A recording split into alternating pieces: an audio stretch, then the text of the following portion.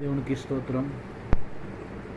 ప్రియమైన దేవుని జనాంగమా, ఈ ఉదయకాల సమయంలో ప్రభు అయిన యేసుక్రీస్తు నామంలో మీ అందరికీ శుభాభివందనములు.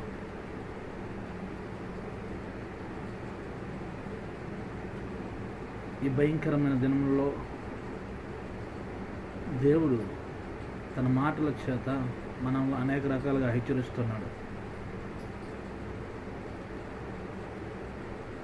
కరువులు, తెగుళ్ళు అనేకములు మనల్ని ఏలుబడి చేస్తున్నప్పుడు దానికి కారణం ఏంటని చూస్తే, దేవుడు ఇర్మియా ప్రవక్త ద్వారా తెలియజేసిన మాటలు మనకి క్లియర్గా దేవుని మాట వినకపోవడం వలన,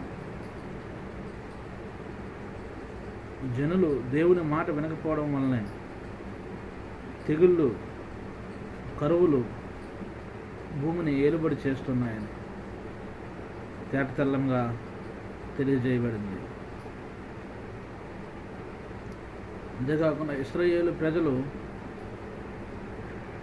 నెబుకద్నెజరు దండెత్తి వచ్చినప్పుడు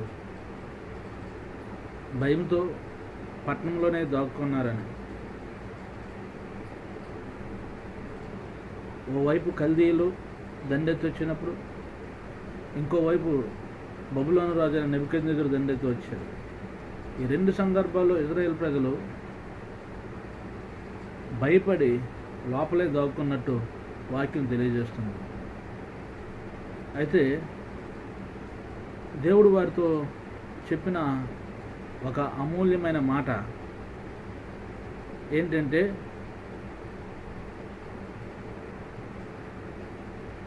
ఎవరైతే ఈ పట్టణంలో నిలిచి ఉంటారో, యుద్ధం వచ్చిందని, కష్టం వచ్చిందని, తెగుళ్ళు వచ్చాయని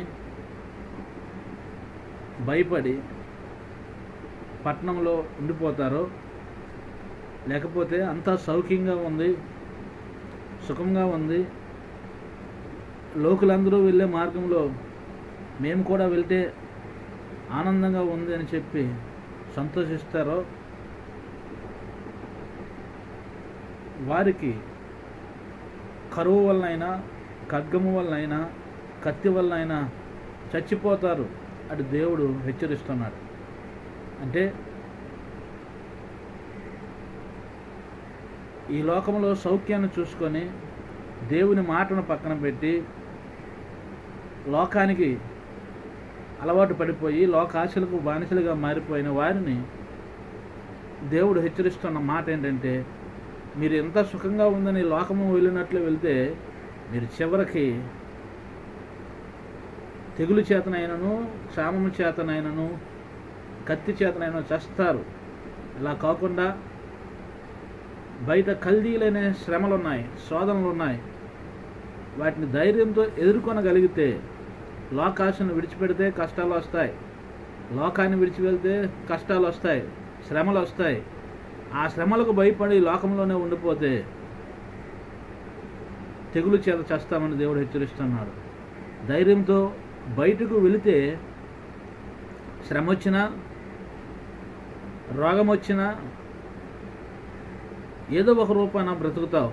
అలా కాకుండా లోకంలోనే కొనసాగిపోతే నువ్వు తెగులు చేత, క్షామం చేత, లేకపోతే కత్తి చేత చేస్తావని ఆనాడు ఇశ్రాయేలు ప్రజల్ని దేవుడు హెచ్చరించిన రీతిగా మనల్ని కూడా హెచ్చరిస్తున్నాడు.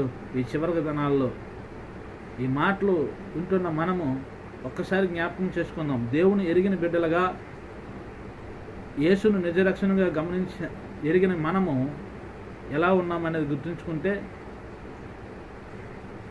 ఆనాడు ఇశ్రాయేలు ప్రజలకు చెప్పినట్లు యుద్ధం వచ్చిందని పట్టణంలోనే ఉండిపోతే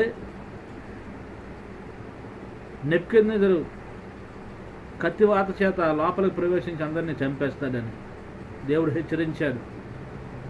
బయటకు వెళ్తే కల్దీల చేతిలో యుద్ధం చేసి ఓడిపోయినా సరే వాళ్ళు బందీలుగా తీసుకుపోతే చెరసాలలో బందీగైనా బ్రతుకుతావని వాళ్ళకి హెచ్చరించాడు. అలాగే మన జీవితంలో కూడా లోకంలో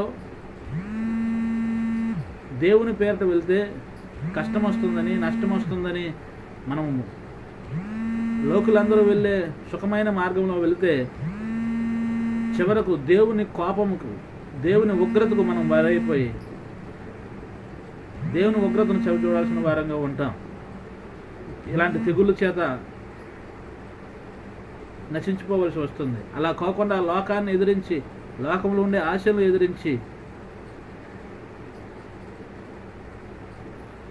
అపవాద శక్తులతో యుద్ధానికి బయలుదేరితే ఒకవేళ మనము ఆ యుద్ధంలో మనకి లోపలికి కూడా దేవుని దృష్టిలో మనము విశ్వాసులుగా పోరాడుతున్న విషయంలో జీవించగలుగుతాం, లేకుంటే పరలోక రాజ్యంలో స్థానాన్ని సంపాదించుకోగలుగుతాం. అంతేగాని సాతానుకు, లోకాశలకు అలవాటు పడిపోయి సుఖపడిపోయి అపవాది క్రియలు ఎదిరించడానికి భయపడితే మనం కూడా తెగుళ్ళ చేత, క్షామాల చేత, కత్తి చేత చంపబడిన రీతిగా నిత్యమైన చావును మనం చూడగలుగుతాం అదే నరకాగ్ని గుండంలో. అలా కాకుండా సాతాను శక్తులు, లోకాశలను జయించుట కొరకు బయటకు వెళితే భూమి మీద మరణించినప్పటికీ పరలోకంలో మనకు స్థిరమైన స్థానం, నిత్య జీవాన్ని పొందుకోగలిగే వారంగా ఉంటాం. ఈ మాటలు విన్నా మనము ఒక్కసారి గమనం చేసుకుందాం. మన హృదయాలు లోకాశలోనే పడి అపవాదికి బానిసగా మారిపోయి ఇంకనూ నాశనాన్ని కొనేవారంగా ఉన్నామా, లేకపోతే మన హృదయాలు దేవునికి అర్పించి దేవుని కోసం లోకాశలను ఎదిరించగలిగే శక్తిని పొందుకోవడానికి ప్రయత్నం చేద్దాము. ఈ కొద్ది మాటలు దేవుడు మన వెనుకల్లో దీవించి ఆశీర్వదింప చేయనుగాక. ఆమేన్.